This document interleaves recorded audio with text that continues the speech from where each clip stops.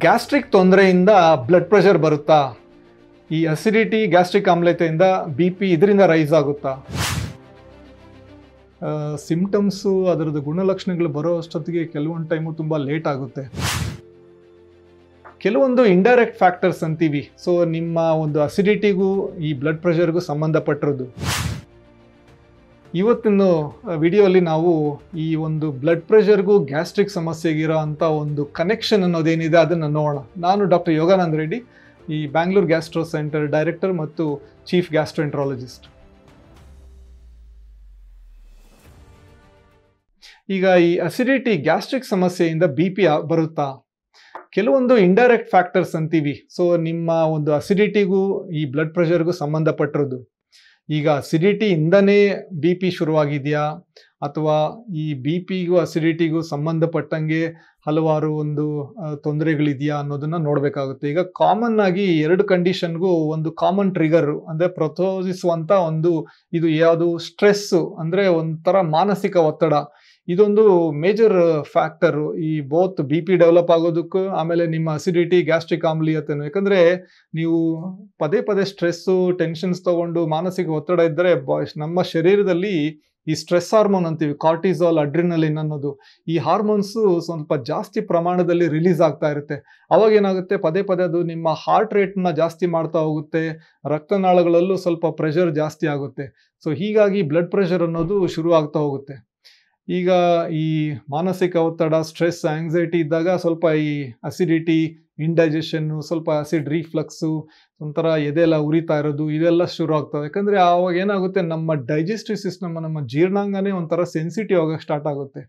ಇನ್ನು ಕೆಲವರು ಹಲವಾರು ಮಾತ್ರೆಗಳನ್ನ ತಗೊತಾ ಇರ್ತಾರೆ. ನೋವಿದೆ ಅಂತ, ಈಗ ನನಗೆ ಗ್ಯಾಸ್ಟ್ರಿಕ್ಕಿಂದ ಎದೆ ನೋವ್ತಾ ಇದೆ, ಗ್ಯಾಸ್ಟ್ರಿಕ್ಕಿಂದ ಬೆನ್ನು ನೋವ್ತಾ ಇದೆ, ಗ್ಯಾಸ್ಟ್ರಿಕ್ಕಿಂದ ನನಗೆ ತಲೆ ನೋವ್ತಾ ಇದೆ ಅಂತ ಹೇಳಿ ಕೆಲವೊಂದು ಈ ಥರ ಸಿಂಪ್ಟಮ್ಸ್ಗೆ ಪದೇ ಪದೇ ಈ ಆ್ಯಂಟಿ ಇನ್ಫ್ಲಮೇಟ್ರೀಸ್ ಅಂತೀವಿ, ಈ ಪೇಯ್ನ್ ಕಿಲ್ಲರ್ಸ್, ಯಾವುದು ಬ್ರೂಫೆನ್, ಡೈಕ್ಲೋಫೆನಾಕ್, ನ್ಯಾಪ್ರಾಕ್ಸನ್, ಈ ಥರದ್ದು ಹಲವಾರು ಮೆಡಿಸಿನ್ಸ್ ಇರುತ್ತೆ. ಸೊ ಇದನ್ನು ಪದೇ ಪದೇ ತಗೊಂಡಾಗ ಏನಾಗ್ತಾ ಇರುತ್ತೆ ಅಂದರೆ ನಿಮ್ಮ ಬ್ಲಡ್ ಪ್ರೆಷರ್ ಅನ್ನೋದು ಜಾಸ್ತಿ ಆಗುತ್ತೆ. ಯಾಕಂದರೆ ಈ ಮೆಡಿಸಿನ್ಸಿಂದ ನಿಮ್ಮ ಶರೀರದಲ್ಲಿ ನೀರಿನಂಶ, ಫ್ಲೂಯಿಡ್ ಅನ್ನೋದು ರಿಟೆನ್ಷನ್ ಆಗ್ತಾ, ಅಂದರೆ ರಿಟೈನ್ ಆಗುತ್ತೆ. ಅದರಿಂದ ಬ್ಲಡ್ ಪ್ರೆಷರ್ ಜಾಸ್ತಿ ಆಗ್ತಾ ಹೋಗುತ್ತೆ. ಸೊ ಈಗ ನೋವಿದ್ದಾಗ ಮಾತ್ರೆ ತೊಗೊಬೇಕು, ಬಟ್ ಇದು ಒಂದು ಬ್ಯಾಲೆನ್ಸು. ಜಾಸ್ತಿ ಆ ಮಾತ್ರೆಗಳೆಲ್ಲ ತೊಗೊಂಡಾಗ ನಿಮಗೆ ಫ್ಲೂಯಿಡ್ ರಿಟೆನ್ಷನಿಂದ ಬ್ಲಡ್ ಪ್ರೆಷರ್ ಬರೋ ಚಾನ್ಸಸ್ಸು ಇರುತ್ತೆ. ಇನ್ನು ಕೆಲವರು ಈ ಮೆಡಿಕಲ್ ಶಾಪಲ್ಲಿ ಅಲ್ಲಿ ಇಲ್ಲಿ ಹೋಗಿ ಗ್ಯಾಸ್ಟ್ರಿಕ್ ಮಾತ್ರೆ ಅದು ಇದು ಅಂತ ನುಂಗ್ತಾನೆ ಇರ್ತಾರೆ, ಈ ಪ್ರೋಟಾನ್ ಪಂಪ್ ಇನ್ಹಿಬಿಟರ್ಸ್ ಅಂತೀವಿ. ಸೊ ಈ ಪದೇ ಪದೇ ಒಂಥರ ಗ್ಯಾಸ್ಟ್ರಿಕ್ ಆಮ್ಲೀಯತೆ, ಅಸಿಡಿಟಿ, ಗ್ಯಾಸ್ಟ್ರಿಕ್ ಸಮಸ್ಯೆಗೆ ತಗೊತಾ ಇರ್ತಾರೆ. ಈ ಕೆಲವೊಂದು ಮೆಡಿಸಿನ್ಸು ಬಿ ಪಿ ಮೆಡಿಸಿನ್ಸ್ ಜೊತೆಗೂ ಇಂಟ್ರಾಕ್ಷನ್ ಇರುತ್ತೆ. ಇನ್ನು ಈ ಥರದ್ದು ಗ್ಯಾಸ್ಟ್ರಿಕ್ ಮಾತ್ರೆಗಳನ್ನೋದನ್ನ ಪದೇ ಪದೇ ಅವರೇ ತಗೊತಾ ಇದ್ದಾಗ ಎಷ್ಟೊಂದು ಜನ ಈ ವರ್ಷಗಟ್ಟಲೆ ತಗೊತಾ ಇರ್ತಾರೆ. ಅದರಿಂದ ಏನಾಗುತ್ತೆ, ಕೆಲವೊಂದು ನ್ಯೂಟ್ರಿಯೆಂಟ್ಸು, ಈಗ ಮೆಗ್ನೀಸಿಯಂ ಅನ್ನೋ ಒಂದು ತುಂಬ ಇಂಪಾರ್ಟೆಂಟ್ ನ್ಯೂಟ್ರಿಯೆಂಟು ಡಿಫಿಷಿಯನ್ಸಿ ಬರ್ಬೋದು. ಅದರಿಂದ ಬ್ಲಡ್ ಪ್ರೆಷರ್ ರೆಗ್ಯುಲೇಷನಲ್ಲೂ ತೊಂದರೆ ಆಗುತ್ತೆ. ಸೊ ಇನ್ನೊಂದು ಕಾಮನ್ ಕನೆಕ್ಷನ್ ಏನಂದರೆ ಈ ಅಸಿಡಿಟಿ, ಗ್ಯಾಸ್ಟ್ರಿಕ್ ಸಮಸ್ಯೆಗೂ ಈ ಬ್ಲಡ್ ಪ್ರೆಷರ್ಗೂ ನಮ್ಮ ಒಂದು ಈಟಿಂಗ್ ಹ್ಯಾಬಿಟ್, ಯಾವ ಥರ ಆಹಾರ ನಾವು ತಿಂತಾ ಇದ್ದೀವಿ ಅನ್ನೋದು.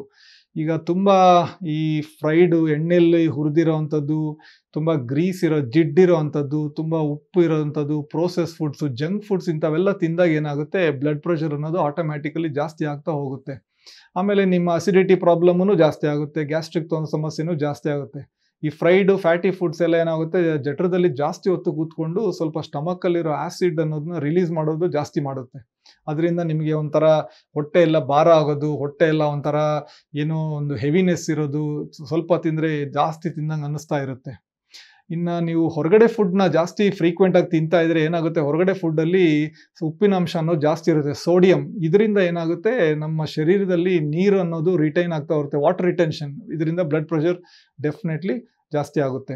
ಸೊ ಒಂದು ಡೆಫಿನೆಟ್ ಲಿಂಕ್ ಇದೆ, ನಾವು ಏನು ತಿಂತಾ ಇದ್ದೀವಿ, ಇದು ಯಾವ ಥರ ನಮ್ಮ ಬ್ಲಡ್ ಪ್ರೆಷರ್ ಮೇಲೆ ಎಫೆಕ್ಟ್ ಆಗ್ತಾ ಇದೆ ಅಂತ. ಈಗ ಅದೇ ಒಳ್ಳೆ ಆಹಾರ, ನೀವು ಎಲ್ಲ ಥರ ಹಣ್ಣು, ತರಕಾರಿ, ಲೀನ್ ಪ್ರೋಟೀನ್, ಕಾಳುಗಳು, ಇಂಥವೆಲ್ಲ ತಿಂದರೆ ನಿಮ್ಮ ಅಸಿಡಿಟಿಗೂ ಒಳ್ಳೆಯದು, ಆಮೇಲೆ ನಿಮ್ಮ ಬ್ಲಡ್ ಪ್ರೆಷರ್ ಕಂಟ್ರೋಲ್ ಮಾಡ್ಕೊಳ್ಳೋಕ್ಕೂ ಅದು ಒಂದು ಹೆಲ್ಪ್ ಆಗುತ್ತೆ. ಇನ್ನೊಂದು ಮೋಸ್ಟ್ ಇಂಪಾರ್ಟೆಂಟ್ ಅಂದರೆ ನಿದ್ದೆ. ಈಗ ನಿದ್ದೆ ಅನ್ನೋದು ಒಂದು ಇದೊಂದು ಮೇಯ್ನ್ ಇದು. ಯಾಕಂದರೆ ಡೈಜೆಷನ್ ಪ್ರಾಬ್ಲಮ್ಸು ಶುರುವಾಗುತ್ತೆ ಸರಿಯಾಗಿ ನಿದ್ದೆ ಇಲ್ಲ ಅಂದರೆ. ಈಗ ಈ ಅಸಿಡಿಟಿ, ಗ್ಯಾಸ್ಟ್ರಿಕ್ ತೊಂದರೆ ಇರೋರಿಗೆ ನೈಟ್ ಸರಿಯಾಗಿ ನಿದ್ದೆ ಬರಲ್ಲ ಅಂತಾರೆ. ಇನ್ನು ಕೆಲವರಿಗೆ ಆ ನಿದ್ದೆ ಬರದೇ ಇರೋದ್ರಿಂದನೇ ಅವ್ರಿಗೆ ಅಸಿಡಿಟಿ ಗ್ಯಾಸ್ಟ್ರಿಕ್ ತೊಂದರೆ ಶುರು ಆಗ್ತಾ ಇರುತ್ತೆ. ನಿದ್ದೆ ಸರಿಯಾಗಿಲ್ಲ ಅಂದಾಗ ನೈಟ್ ಎಲ್ಲ ಕೂತ್ಕೊಂಡು ಟಿವಿ ಮೊಬೈಲ್ ಫೋನ್ಗಳೆಲ್ಲ ನೋಡ್ಕೊಂಡು ಕೆಲವರು ನಿದ್ದೆ ಪ್ಯಾಟರ್ನ್ನೇ ಹಾಳು ಮಾಡ್ಕೊಂಡಿರ್ತಾರೆ. ಸೊ ನಿಮಗೆ ನಿದ್ದೆ ಸರಿಯಾಗಿಲ್ಲ ಅಂದಾಗ ಬಿ ಪಿ ಬರೋ ಚಾನ್ಸಸ್ಸು ತುಂಬ ಜಾಸ್ತಿ ಇರುತ್ತೆ. ಯಾಕಂದರೆ ನೈಟು ನಮ್ಮ ಶರೀರ ರೆಸ್ಟ್ ತೊಗೊಬೇಕು. ಅಂಥ ಟೈಮಲ್ಲಿ ನಾವು ಎಚ್ಚರವಾಗಿದ್ದು ನಮ್ಮ ಬಾಡಿಗೆ ಸರಿಯಾಗಿ ರೆಸ್ಟ್ ಕೊಟ್ಟಿಲ್ಲ ಅಂದರೆ ಅದರ ಒಂದು ನ್ಯಾಚುರಲ್ ಪ್ರೋಸೆಸ್ ಅನ್ನೋದನ್ನ ನಾವು ಒಂಥರ ಇಂಟರ್ಫಿಯರ್ ಆಗ್ತಾ ಇರ್ತೀವಿ. ಸೊ ಹಾಗಾಗಿ ಒಂದು ಡೈಜೆಷನ್ ಹಾಳಾಗ್ತಾ ಇರುತ್ತೆ. ಎರಡನೇದು ಹಾರ್ಟ್ ಮೇಲೆ, ಹೃದಯದ ಮೇಲೆ ಸ್ಟ್ರೈನ್ ಬಿದ್ದು ನಿಮ್ಮ ಬ್ಲಡ್ ಪ್ರೆಷರ್ ಕಂಟ್ರೋಲೂ ಒಂಥರ ಔಟ್ ಆಫ್ ದ ವಿಂಡೋ ಹೋಗಿ ಬಿ ಪಿ ಜಾಸ್ತಿ ಆಗ್ತಾ ಹೋಗುತ್ತೆ. ಸೊ ಬೆಸ್ಟ್ ವೇ ಯಾವ ಥರ ನೀವು ಈ ಗ್ಯಾಸ್ಟ್ರಿಕ್ ಸಮಸ್ಯೆ ಮತ್ತು ಬಿ ಪಿ ಸಮಸ್ಯೆನ ಮ್ಯಾನೇಜ್ ಮಾಡೋದಂದರೆ ಕಡಿಮೆ ಪ್ರಮಾಣದಲ್ಲಿ ಸ್ಮಾಲರ್ ಪೋರ್ಷನ್ಸ್. ಈಗ 3 ಟೈಮ್ ಹೆವಿಯಾಗಿ ತಿನ್ನೋ ಬದಲು ಒಂದು 5 ಟೈಮ್ ಸ್ಮಾಲರ್ ಪೋರ್ಷನ್ಸ್ ತಿನ್ಬೋದು. ನೈಟ್ ಟೈಮ್ ತುಂಬ ಲೇಟಾಗಿ ತಿನ್ನೋದನ್ನ ಅವಾಯ್ಡ್ ಮಾಡಬೇಕು. ಉಪ್ಪಿನಂಶ ಕಡಿಮೆ ಇರಬೇಕು. ಕಾಫಿ ಟೀನ್ ಕಡಿಮೆ ಇಟ್ಕೊಬೇಕು. ಆಲ್ಕೋಹಾಲ್ ಯಾವಾಗೂ ಅಪರೂಪಕ್ಕೆ. ಇನ್ನು ಸ್ಮೋಕಿಂಗ್ ಮಾಡೋರನ್ನ ಕಂಪ್ಲೀಟಾಗಿ ಸ್ಟಾಪ್ ಮಾಡಬೇಕು.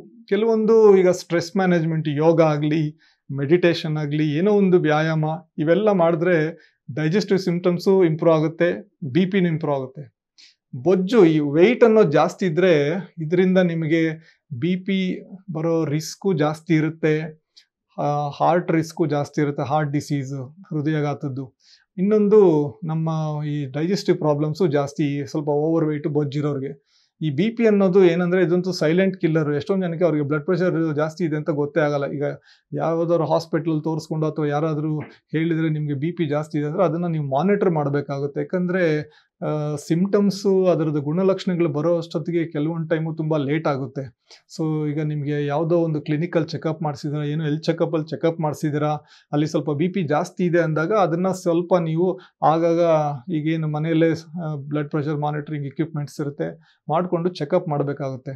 ಸೊ ಒಂದು ಒಳ್ಳೆಯ ಒಂದು ಜೀವನ ಶೈಲಿ, ಒಂದು ಒಳ್ಳೆಯ ಒಂದು ಆಹಾರದ ಪದ್ಧತಿ, ಒಂದು 7 ಗಂಟೆ ನಿದ್ದೆ, ಉಪ್ಪಿನಂಶ ಕಡಿಮೆ ಇಟ್ಕೊಂಡು ಒಂದು ರೆಗ್ಯುಲರ್ ಒಂದು ಗುಡ್ ಲೈಫ್ ಸ್ಟೈಲ್ ಅನ್ನೋದನ್ನು ನೀವು ಒಂದು ಫಾಲೋ ಮಾಡ್ತಾ ಇದ್ದರೆ ಬಿ ಪಿ ಸಮಸ್ಯೆನೂ ದೂರ ಇಟ್ಕೊಬೋದು. ಹಲವಾರು ಡೈಜೆಸ್ಟಿವ್ ಸಿಂಪ್ಟಮ್ಸು, ಈ ಗ್ಯಾಸ್ಟ್ರಿಕ್ ಆಮ್ಲೀಯತೆ, ಅಸಿಡಿಟಿ, ರಿಫ್ಲಕ್ಸ್ ಇದನ್ನು ದೂರ ಇಟ್ಕೊಬೋದು. ಧನ್ಯವಾದ.